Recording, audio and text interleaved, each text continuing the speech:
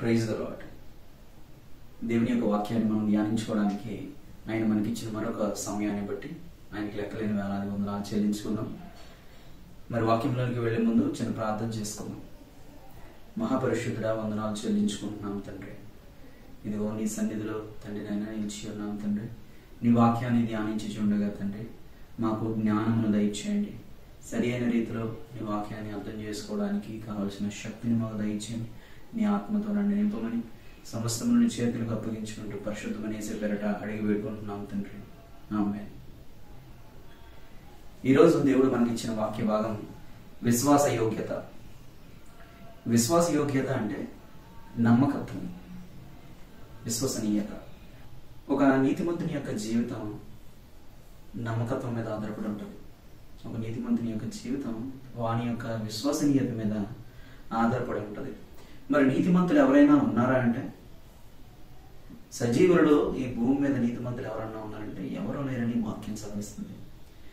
యోబు గ్రంథం 25వ అధ్యాయము 4వ వచనంలో మనం చూసినట్లయితే, నరుడు దేవుని దృష్టికి ఎట్లు నీతిమంతుడు కాగలడు? స్త్రీకి పుట్టినవాడు ఎవరైనా పరిశుద్ధంగా ఉండగలడా అనేది ఆయన వాక్యం చెప్తుంది. అంటే దేవుడు సృష్టించిన సృష్టి ఆయన సన్నిధిలో నీతిగా ఉండగలదా? ఆయన సన్నిధిలో నీతిగా ఉంటుందా? అది చాలా కష్టకరంగా ఉంది. ఎందుకంటే సృష్టికి సృష్టికర్తకి మధ్య తేడా ఉంది కదా. సృష్టికర్త గొప్పవాడు. సృష్టి అనేది సృష్టికర్తకి దిగువన ఉన్నది. సృష్టికర్త లెవెల్లో సృష్టికర్త ఉద్దేశించిన నీతి సృష్టిలో ఉంటుందంటే ఉండదు. అందుకనే మీరు చూసినట్లయితే తన సేవకులైన దూతలలో కూడా ఆయన లోపాలను ఎంచగలుగుతున్నాడంట. మట్టి ఎండల్లో జీవిస్తున్న మన జీవితాలను, మన వంటి జీవితాల్లో ఆయన ఇంకెన్ని కనుగొనగలడు కదా. ఇంకెన్ని మనలో లోపాలు ఆయన పట్టుకోగలడు, అనేకం. సో ఈ భూమి మీద పుట్టిన సజీవులలో ఎవ్వరు కూడా నీతిమంతులుగా ఎంచబడలేదు. అందుకనే దేవుని బిడ్డలు చెప్పేది ఏంటి? నీతిమంతుడు లేడు, ఒక్కడునూ లేడని. నీతిమంతులు ఎవరు లేరు. దేవుని యొక్క ఉద్దేశాన్ని వెతికిన వారు లేరు. దేవుణ్ణి వెతకడానికి ప్రయత్నించిన వారు లేరు. దేవుడు ఎందు నిమిత్తం ఏమన్నా సృష్టించాడో ఆ సృష్టి యొక్క ఆ పర్పస్ ని కనుక్కుంటూ దాని గురించి వెతుకులాటలో ఉన్న వాళ్ళు కనబడాల. అందరూ కూడా దేవుడిని వెతకని పాపులుగా మిగిలిపోయారు. ఇంకా ఈ మనుషులందరూ ఆలోచనను బట్టి గాని, చూపును బట్టి గాని, వినికిడిని బట్టి గాని, లేకపోతే వాళ్ళు చేసే క్రియలను బట్టి గాని, పద ప్రతీకారాలు, కక్ష కార్పణ్యాలు, ఇలా రకరకాలుగా మనిషి యొక్క జీవితం దేవుని సన్నిధిలో సరి అయినదిగా లేదు. మనిషి జీవితంలో ఎప్పుడు కూడా సమాధానం లేదు, కష్టము, నాశనం తప్ప మనిషి జీవితంలో ఏం లేదు. ఒకవేళ ఇప్పటి వరకు మనం మాట్లాడుకునే ఈ విషయాలన్నీ కూడా మనిషి చేసినప్పటికీ తనకి నీతి కలుగుతుందా అంటే నీతి కలుగుతుంది. ఎందుకంటే వాక్యం ఏమైనా సెలవుస్తుంది? మనిషి చేయ నీతి క్రియలు మురికి గుంటలు. అంటే దేవుని ఎదురుగా అది నీతిగా ఎంచబడట్లా. అంటే దేవుడి యొక్క స్టాండర్డ్ వేరేగా ఉంది. ఒకవేళ మనిషి ఈ క్రియలన్నీ చేసినప్పటికీ కూడా మరి తనకి నీతి కలుగుతుంది అంటే తనకి నీతి కలగదు. ఎందుకంటే అది స్వనీతిగానే ఉంటుంది. మనం చేసిన క్రియలను బట్టి మనం నీతిమంతులుగా తీర్చబడలేము కదా. అంటే దేవుడు నీతిమంతులుగా అవ్వడానికి ఆయన ఒక స్టాండర్డ్ పెట్టాడు. అది ఏ స్టాండర్డ్? దేవుని యొక్క స్టాండర్డ్. మనిషి తన ఆలోచన చేసిన స్టాండర్డ్ లో తను చేస్తే తన క్రియలను బట్టి తను నీతిమంతుడిగా ఎంచబడ్డాడు. దేవుని యొక్క స్టాండర్డ్ ని మనిషి రీచ్ అవ్వాలి. అందుకనే వాక్యం ఏమైనా చదివిస్తుంది? క్రియల మూలంగా కాక దేవుని యొక్క నీతి వేరుగా ఉంది అని ఆయన వాక్యం చెప్తుంది. మరి ఇప్పుడు మనం చేయవలసింది ఏంటి? దేవుని ఆధారం చేసుకుని మన నీతి కోసం మనం ప్రయత్నం చేయాలి. దేవుని ఆధారం చేసుకుని మన నీతి ఉండాలి. దేవుని ఆధారం చేసుకుని మన నీతిని మనం జరిగించాలి కదా. అందుకనే ఏ భేదము లేదు, అందరూ పాపం చేసిరి అని వాక్యం సెలవుస్తుంది. అందరం పాపం చేసి మరి దేవుని యొక్క మహిమను మనం కోల్పోయాం కదా. దేవుని యొక్క మహిమను మనం పొందుకోలేకపోతున్నాం. అంటే ఇక్కడ ఏ భేదము లేదు, ఎవరైనా ఉంటాయి. ఇప్పుడు ఒకవేళ యూదుడైనా, క్రైస్తవుడైనా, అన్యుడైనా, మరి ఏ జాతి వాడైనా సరే, మరి ఏ మతం వాడైనా, ఎవరైనా సరే ఒకటే. ఏ ప్రజలైనా ఆయన సన్నిధిలో ఒకటే. ఎందుకు? వాళ్ళు చేసే క్రియలను బట్టి ఇది నీతిమంతులుగా ఎంచబడట్లేదు కదా. మరి లోకరీతిపరమైన నీతిని చూసినట్లయితే అనేక మంది నీతిమంతులుగా ఉంటారు. అన్నిలో కూడా చాలా మంది నీతిమంతులుగా మంచి క్రియలు చేస్తూ మంచి క్రియలు చేస్తూ సత్కార్యాలని వాళ్ళు చేపడుతూ ఉంటారు. వీళ్ళు నీతిమంతులుగానే ఉన్నారు. మరి ధర్మశాస్త్రాన్ని చూసుకున్నట్లయితే పాత నిబంధనలో ధర్మశాస్త్రానుసారంగా ఎవరైతే క్రియల మూలంగా నీతి కోసం ఎదుగుతారో వాళ్ళు నీతి పొందుకోలేదు. ఎందుకు? ధర్మశాస్త్రం చెప్పిన ఆ ఆజ్ఞలను బట్టి దాన్ని నెరవేర్చడం బట్టి నీతి వాళ్ళ మీదకి రాలేదు. ఒకవేళ ఆ నీతి ఆ విధంగా వచ్చినట్లయితే వాళ్ళు చేసిన క్రియల వలన అది నీతిగా ఎంచబడుతుంది కదా. దాని గురించి కూడా ఆలోచిద్దాం. ఇక్కడ మరి అన్యులు కూడా చాలా మంది నీతిమంతులుగా ఉన్నారు. వాళ్ళ నీతి నీతిగా ఎంచబడట్లేదు. ఒకవేళ క్రైస్తవుడైనా ఎందుకు వాళ్ళ నీతిని నీతిగా ఎంచబడట్లేదంటే అందుకనే మనకి వాక్యంలో కూడా ఈ విధంగా ఉంది. ఒకవేళ ఈ క్రియలని నీవు చేసినప్పటికీ ధర్మశాస్త్రం ద్వారా క్రియల మూలంగా నీవు నీతిని సంపాదించుకోలేవు కదా. మరి అన్యులు కూడా నీతిమంతులుగా ఉన్నప్పుడు వాళ్ళు చేసే పనులు నీతి కార్యాలుగా ఉన్నప్పుడు అంటే ధర్మశాస్త్రం ఏమైతే బోధిస్తుందో వాళ్ళ ధర్మశాస్త్రం తెలియకుండానే వాళ్ళ ధర్మశాస్త్రంలో ఉన్న క్రియలన్నింటినీ చేస్తున్నారనుకోండి, క్రియలన్నింటినీ వాళ్ళు చేస్తున్నారనుకోండి, వాళ్ళ ధర్మశాస్త్రం తెలియదు కానీ వాళ్ళ హృదయంలోని ధర్మశాస్త్రం ఉన్నట్టుగా వాళ్ళు ఉన్నారు. ధర్మశాస్త్రం ద్వారా నేర్చుకున్న ఆజ్ఞలను బట్టి క్రియల మూలంగా మనం ఏ విధంగా నీతిలోనికి రాలేమో అదేవిధంగా అన్యులు మంచిగా ఉన్నా వాళ్ళు మంచి క్రియలు సత్కార్యాలు చేసినప్పటికీ ధర్మశాస్త్రం ఏ విధంగా అయితే బోధిస్తుందో అదే విధంగా వాళ్ళ క్రియలు ఉన్నప్పటికీ వాళ్ళు చేసే క్రియలు నీతిని సంపాదించడం. ఎందుకు? ధర్మశాస్త్రంలో ఉన్నట్టు వాళ్ళు కూడా బిహేవ్ చేస్తున్నారు. దేవుడు తెలియకపోయినా ధర్మశాస్త్రం తెలియకపోయినా వాళ్ళు అట్లా అదే విధంగా బిహేవ్ చేస్తున్నా ధర్మశాస్త్రం ద్వారా అనుసరించిన మనం ఏ విధంగా నీతిని పొందుకోలేమో వాళ్ళు కూడా అదే విధంగా పొందుకోలేరు. అంటే అన్యులైనా యూదులైనా మరి ఎవరైనా సరే నీతిని పొందుకోవడం అనేది మన సొంత క్రియల ద్వారా జరగలేదు. మనం అది గమనించాలి. ఇక్కడ ఏ భేదం లేదు, అందరూ ఒకటే. ఆయన మహిమను మనం పొందుకోలేకపోతున్నాం. అంటే ఇప్పుడు నీతిలోనికి ప్రవేశించాలంటే మనం ఏం చేయాలి? మరి మనం పాత నిబంధనలో మనం చూసినట్లయితే అబ్రహామును గురించి రాయబడిన మాటలేంటి? ఆయన కలిగి ఉన్న విశ్వాసం కూడా ఆయన నీతిగా ఎంచబడ్డాడు అని ఉంది. అంటే విశ్వాసం ఎవరి మీద ఉంది? దేవుని మీద ఆయనకి విశ్వాసం ఉంది కనుక అది నీతిగా ఎంచబడింది కదా. ఇదే విధంగా పాత నిబంధనలో అనేక మంది భక్తులు నీతిని పొందుకున్నారు, నీతిమంతులుగా ఎంచబడ్డారు. దేవుడే వాళ్ళకి సాక్ష్యం పలికాడు. మరి కొత్త నిబంధనలో చూసినట్లయితే ఏ విధంగా ఉంది? యేసయ్య గురించి చెప్పబడింది ఏంటంటే పాత నిబంధనలో అనేక మంది ప్రవక్తల ద్వారా ఆయన గురించి చెప్పబడింది. ఈయనే నీతిని అనుగ్రహించేవాడు అని, ఈయన ద్వారా తప్ప ఏ ఒక్కరు తండ్రి దగ్గరికి చేరుకోలేరని కదా, ఆయన మహిమను పొందలేరని అనేక మంది ప్రవక్తలు యేసయ్య గురించి చెప్పడం జరిగింది. మరి ఇప్పుడు యేసయ్య వస్తూ ఏం తీసుకొచ్చాడు? ఆయన మీద ఉన్న దేవుని వాక్కు నెరవేర్చబడుతూ వచ్చింది. ఏంటది? ఆయన వస్తూ దేవుని యొక్క వాక్కును కూడా ఆయన కూడా తీసుకొచ్చాడు. ఏంటది? ఎవరైతే యేసయ్యని విశ్వసిస్తారో వాళ్ళు నీతిమంతులుగా ఎంచబడతారనేది. అంటే సర్వలోకంలో ఉన్న సమస్త జనులకి నీతి కావాలంటే యేసయ్యని ఆశ్రయించాలి, ఆయన్ని విశ్వసించాలి, ఆయనే దేవుడిగా ఎంచుకోవాలి కదా, ఆయన్ని ప్రభువుగా ఎంచుకోవాలి, ఆయనే విమోచకుడు అని నమ్మాలి. అప్పుడు నీతి అనేది వాళ్ళ మీద ఆరోపింపబడుతుంది. కానీ క్రియల మూలంగా మనం నీతి సంపాదించలేం. ఎందుకు? అది లో లెవెల్. దేవుడు నియమించిన ఉద్దేశం ప్రకారం లేదు. అది దేవుడు ఉద్దేశించింది ఏంటి? ఆయన ద్వారానే నీతిని పొందుకోవాలనేది ఆయన ఉద్దేశం. ఇది సావరెన్ గాడ్ కదా. ఆయన యొక్క నీతిని మనం ఎప్పుడైతే పొందుకుంటామో అప్పుడే అది మనకి నీతిగా ఎంచబడుతుంది. అప్పుడు నీతిమంతులుగా తీర్చబడతారు. అంటే ఇక్కడ మనం ఈ నీతి అనే దాని గురించి ఎందుకు మనం చర్చించుకుంటున్నామంటే విశ్వాస యోగ్యత అనేది నీతిమంతుల జీవితంలో రుజువు చేయబడాలి. విశ్వాస యోగ్యత అనేది, నమ్మకత్వం అనేది నీతిమంతుల జీవితంలో రుజువు చేయబడాలి. కానీ ఆ నమ్మకత్వం యొక్క బేస్ ఏంటి? దేవుడు. ఎప్పుడైతే ఆయన్ని విశ్వసిస్తామో అప్పుడు మనం నీతిని పొందుకుంటాం. ఇది మనం చేసిన క్రియల ద్వారా వచ్చిందా అంటే లేదు, ఫ్రీగా వచ్చింది. మనం చేసేది ఏంటి? ఓన్లీ దేవుణ్ణి నమ్ముకుని ఉండడం. యేసయ్యను మనం నమ్మితే మనకి నీతి ఆరోపించబడుతుంది. అది వాక్యం చదివేస్తుంది. మరి కొన్నేళ్ళ జీవితాన్ని మనం చూసినట్లయితే కొన్నేళ్ళ జీవితం ఏ విధంగా ఉంది? కొన్నేళ్ళకి దేవుడు తెలుసు, దేవుని యొక్క క్రియలు తెలుసు, ఏ విధంగా ఉండాలో తెలుసు. మరి దేవుడి చిత్త ప్రకారం అతను ఉంటున్నాడు కదా అని అతనికి రక్షణ లభించిందా అంటే ఇంకా లభించలేదు. ఎప్పుడైతే యేసుక్రీస్తుల వారిని గురించి ఆయన సువార్తను తెలుసుకొని, రక్షణ సువార్తను తెలుసుకొని యేసయ్యనే సొంత రక్షకుడిగా ఆయన ఎప్పుడైతే అంగీకరించాడో తన కుటుంబం వారు తను కూడా ఎప్పుడైతే యేసయ్యని సొంత రక్షకుడిగా విమోచకుడిగా వాళ్ళు అంగీకరించారో అప్పుడు వాళ్ళ జీవితంలోనికి రక్షణ వచ్చింది. అందుకనే యేసయ్య ఈ భూమి మీదకి రావడం మొదలుకొని ఆయన్ని చూస్తేనే తండ్రి దగ్గరికి మనం రీచ్ అవ్వగలం, ఆయన్ని వైపు మనం చూస్తేనే తండ్రి దగ్గర సమాధానం పొందుకోగలం. యేసయ్య ద్వారానే నీతిమంతుడిగా తీర్చబడతాం. సో ఎవరికి కూడా ఇందులో అతిశయం అనేది లేదు. ఏ వ్యక్తికి కూడా దేవుని ద్వారా నీతి పొందుకుంటే అతిశయం అనేది ఎవరికి లేదు. ఎందుకు?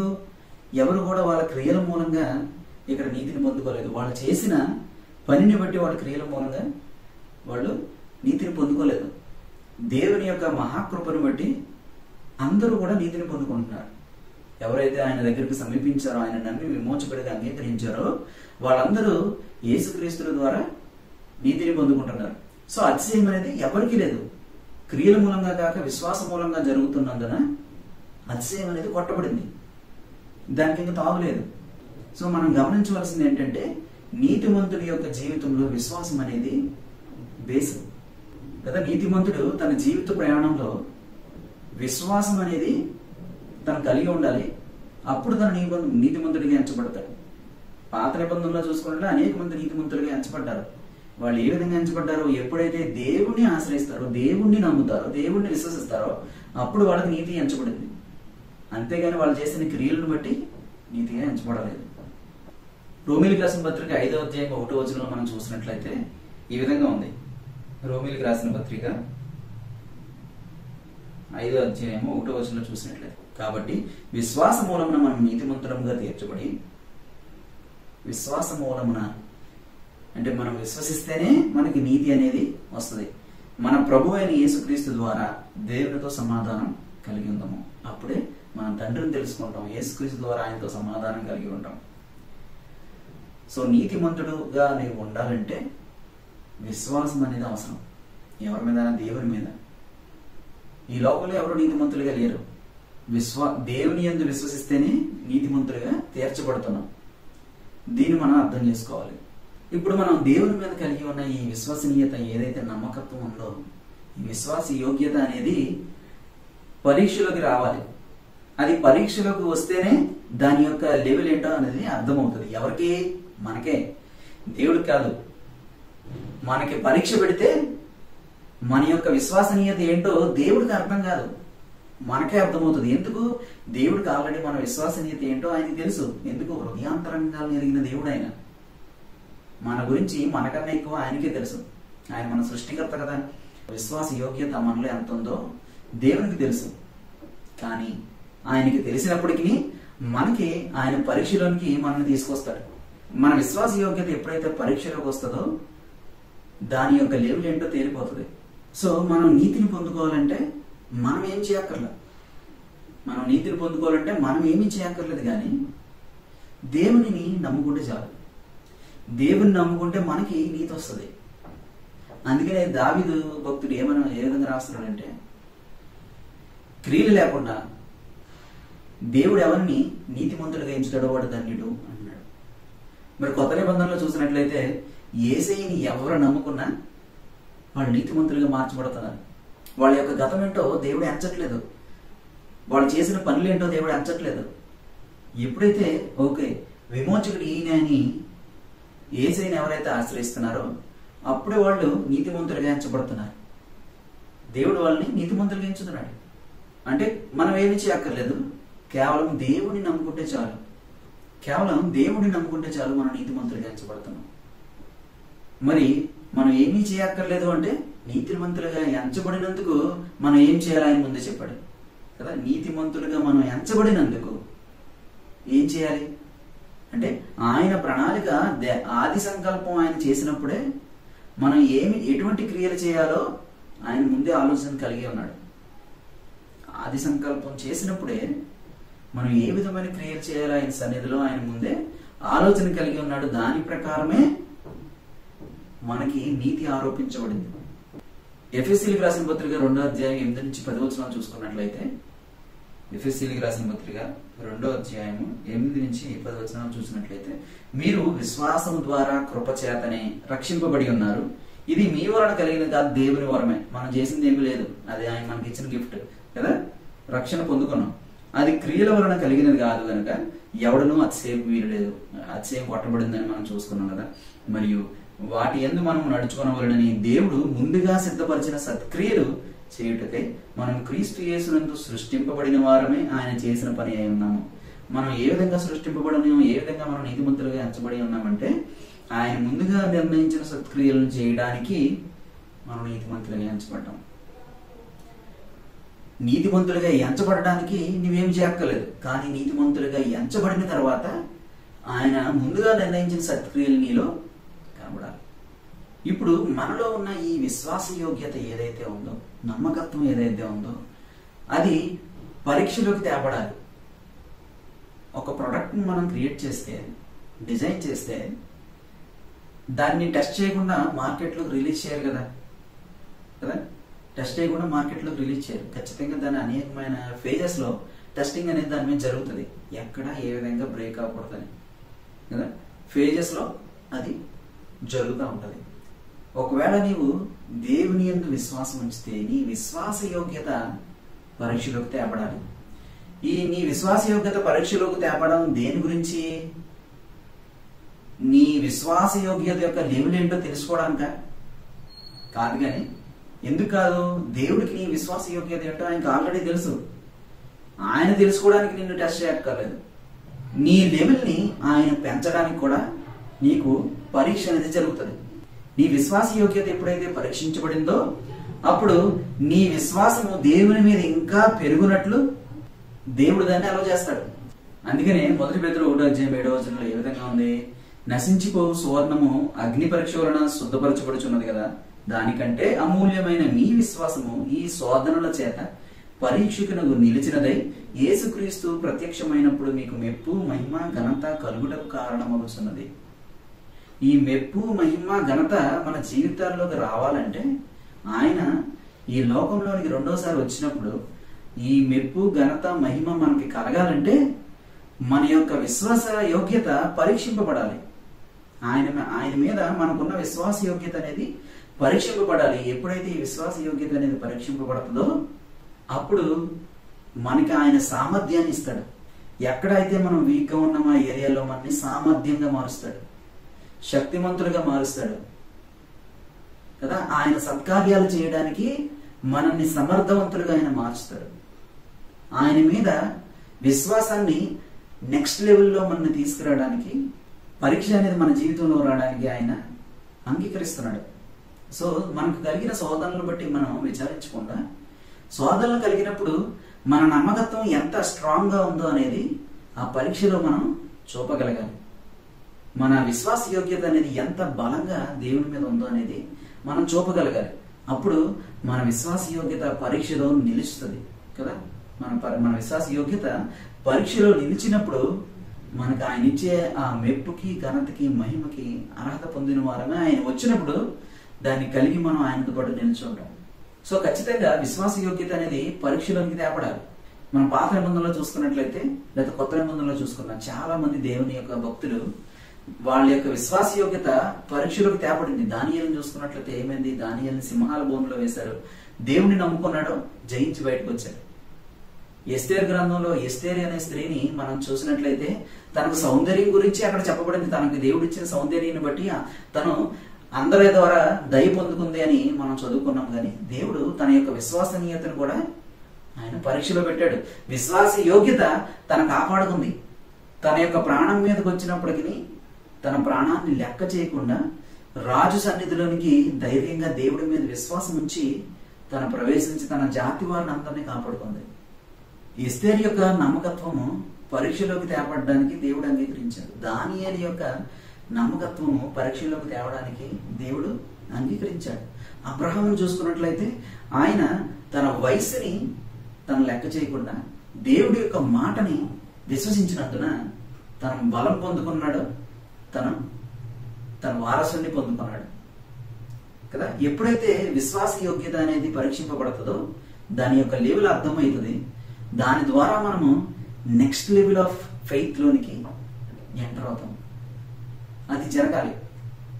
ఎందుకు మన విశ్వసనీయత అనేది పరీక్షింపబడుతుంది, ఎందుకు మన విశ్వాస యోగ్యత పరీక్షింపబడుతుందంటే మనం దేవుడు రెండోసారి ఇక్కడికి వచ్చినప్పుడు ఆయన ఎదురుగా మనకి మెప్పు, ఘనత, మహిమ మనకి కలగడానికి అది పరీక్షింపబడుతుంది కదా. మన విశ్వాస యోగ్యత అనేది, మన నమ్మకత్వం అనేది పరీక్షింపబడాలి. యోబు తన జీవితంలో నీతిమంతుడిగా జీవించాడు, దేవుని నమ్ముకున్నాడు, దేవుని మీద ఆధారపడ్డాడు, అతన్ని దేవుణ్ణి ఆరాధించాడు, విశ్వాస యోగ్యత కలిగి దేవుని సన్నిధిలో తను జీవించాడు. కానీ తనకున్న విశ్వాస యోగ్యత కూడా పరీక్షలోకి తేబడింది. తేబడినప్పుడు తను ఏ ఏరియాస్ లో వీక్ అయ్యాడో ఆ ఏరియాస్ లో అంతా స్ట్రాంగ్ అయిపోయాడు కదా. స్వనీతి అనేది కూడా తీసివేయబడింది. సంపూర్ణంగా దేవుడి మీద ఆధారపడ్డాడు. విశ్వాస యోగ్యత టెస్ట్ చేయబడింది. మునుపున్న దానికంటే రెండంతలు అధికంగా ఆశీర్వాదం పొందుకున్నాడు కదా. విశ్వాస యోగ్యత అనేది పరీక్షింపబడాలి. దేవుని యొక్క అభిషేకం ఉన్న వ్యక్తికైనా, దేవుని యొక్క అభిషేకం లేకుండా విశ్వాసిగా ఉన్న వ్యక్తికైనా, దేవుణ్ణి ఇప్పుడే నమ్ముకున్న వ్యక్తికైనా, ఎవరికైనా సరే దేవునిలో ముందుకు నడాలంటే విశ్వాస యోగ్యత అనేది అవసరం. విశ్వాస యోగ్యత ఉన్నప్పుడు అది వెరిఫై అవ్వడం అనేది అవసరం. సో ప్రతికూల పరిస్థితుల్లో కూడా దేవుని యందు నమ్మకం ఉంచి ఆయన మీద ఆధారపడితే మనం పరీక్షలో ముందుకు వెళ్తాం. కుదరైపోతే, తొట్టిల్లితే, తోవ తప్పితే ప్రాబ్లం కదా. మనకు వచ్చిన శోధనను బట్టి చింతించకుండా దేవుడి మీద విశ్వాసం ఉంచితే, మనకున్న ప్రతికూల పరిస్థితుల్లో కూడా నమ్మకముగా ఆయన సన్నిధిలో నిలబడితే జీవంలోనికి మనం తేపడతాం. షడ్రకు, మేషకు, అబేద్నెగో వాళ్ళ యొక్క పరిస్థితి చాలా భయంకరంగా ఉన్నది. కానీ దేవుడి మీద నమ్మకం ఉంచుకున్నారు. దేవుడి మీద నమ్మకం ఉంచుకుని అగ్నిలోనికి ప్రవేశించారు కదా. మన జీవితంలో శోధనలు అగ్ని వలె మనం దహిస్తున్నప్పటికీ దేవుని మీద ఆధారపడి మనం ఆలోచన చేస్తే, దేవుని యొక్క పరీక్షలో మనం నమ్మకత్వం కలిగి ముందుకు వెళితే, మనం దేవునిలో విశ్వాసతలో నెక్స్ట్ లెవెల్లోకి ఎంటర్ అవుతున్నాం. మన విశ్వాసత పరీక్షలోనికి వచ్చిందంటేనే దేవుడు మనల్ని నెక్స్ట్ లెవెల్లోకి తీసుకురావాలి అనే ఆలోచన కలిగి ఉన్నాడని మనం అర్థం చేసుకోవాలి కదా. ఇది కీ. మన విశ్వాసం యొక్క లెవెల్ పెరగడానికి ఇది కీ. పరీక్షలో నమ్మకంగా నిలబడితే విశ్వాసత అనేది పెరుగుతుంది, ఆత్మీయ అభివృద్ధి అనేది జరుగుతుంది అనేది అర్థం చేసుకోవాలి. యేసుక్రీస్తుల వారు ఆయన కలిగి ఉన్న విశ్వాసాన్ని బట్టి మనందరికీ మాదిరికరంగా ఉన్నాడు. ఆయన దేవుడి యొక్క ఆజ్ఞను బట్టి, దేవుని యొక్క సంకల్పాన్ని బట్టి, ఆది సంకల్పాన్ని బట్టి యేసయ్య ఈ లోకంలోనికి మనిషి రీతిగా వచ్చాడు. ఆయన యేసయ్య తన రక్తాన్ని బలిగా ఇచ్చి పునరుద్ధానం ద్వారా మనలో విమోచనాన్ని ఆయన విడుదల చేశాడు. దేవుని యొక్క మాటను బట్టి ఆయన విశ్వాసత కలిగి తను శిలువపైకి ఎక్కగలిగాడు. యేసయ్యని మృతుల్లో నుండి లేపిన దేవుని మీద నమ్మకం కలిగి ఉండడం మన నీతిమంతులుగా మారుస్తుంది. యేసయ్యకి తండ్రికి భేదం లేదు. యేసయ్యని చూసిన వారు తండ్రిని చూసినట్టే అని యేసయ్య చెప్తున్నాడు కదా. దేవుని యొక్క శక్తిని ఆశ్రయించాలి, యేసయ్యని ఆశ్రయించాలి. ఆయన యొక్క నీతి మనకు కావాలనేది మనం తెలుసుకోవాలి. ఆయన నీతి మనకు కావాలంటే మనం ఆయన మీద నమ్మకం ఉంచాలి. ఆయన మీద నమ్మకం ఉంచినప్పుడు మనకి నీతి ఆరోపించబడింది కదా. వచ్చిన నీతి పరీక్షింపబడాలి. అప్పుడు మన విశ్వాస యోగ్యత ఏంటనేది అర్థమవుతుంది. సో ఆత్మీయ అభివృద్ధి అనేది జరుగుతుంది. నమ్మకమైన దేవుని మీద విశ్వాస యోగ్యత కలిగి, నమ్మకత్వం కలిగి ఉండడానికి ప్రయత్నించండి. దేవుడు నేర్పిస్తున్న ఈ విషయాలను బట్టి ఆయనకి లెక్కలేని వేలాది వందనాలు చెల్లించుకుంటూ చిన్న ప్రార్థన చేసుకున్నాం. మహిమగల దేవ, వందనాలు చెల్లించుకుంటున్నాను. ఇదిగో తండ్రి నాయన, ఎవరైతే ఈ ప్రార్థనలో ఏకీభవిస్తూ విశ్వాస యోగ్యతను తండ్రి నాయన పరీక్షింపబడినప్పుడు నమ్మకంగా నిలవాలని తండ్రి నాయన నీ యొక్క శక్తిని ఆశ్రయిస్తున్నారు, నీ యొక్క బలముని ఆశ్రయిస్తున్నారు, నీ యొక్క తండ్రి నాయన ఆ వాక్యమును ఆశ్రయిస్తున్నారు, వాళ్ళందరికీ తండ్రి శక్తిని, బలమును తండ్రి ఆ వాక్కులో ఉన్న తండ్రి నాయన ప్రతి పవర్ని, ఆ లైఫ్ ని తండ్రి నాయన వాళ్ళకి అందజేయమని అడుగుతున్నాను. ప్రభువా నీవే కృప చూపించండి, దర్శించమని అడుగుతున్నాను. బిడ్డలను దీవించండి. ఆయా పరిశుద్ధ ఈ ప్రార్థనలో ఏర్పిస్తున్న ప్రతి ఒక్క వ్యక్తిని ఇదిగో నీ సన్నిధిలో ఆశీర్వదిస్తున్నాను. నీవే కృప చూపించి వాళ్ళ జీవితంలో ఆయా గొప్ప కార్యములు తండ్రి నేను నీ మీద నమ్మకం ఉంచడం ద్వారా తండ్రి వాళ్ళు పొందుకున్నట వాళ్ళ చూడటానికి కృప చూపించమని, నీవే కార్యములు జరిగించమని, హృదయాల్లోనూ తండ్రి జీవితాల్లోనూ తండ్రి అనేకమైన మార్పులు సంభవించడానికి కృప చూపించమని సమస్తమును నీ చేతులకు అప్పగించుకుంటూ పరిశుద్ధమైన యేసే పేరట అడిగి వేడుకుంటున్నాం తండ్రి. ఆమేన్. Praise the Lord. God bless you all.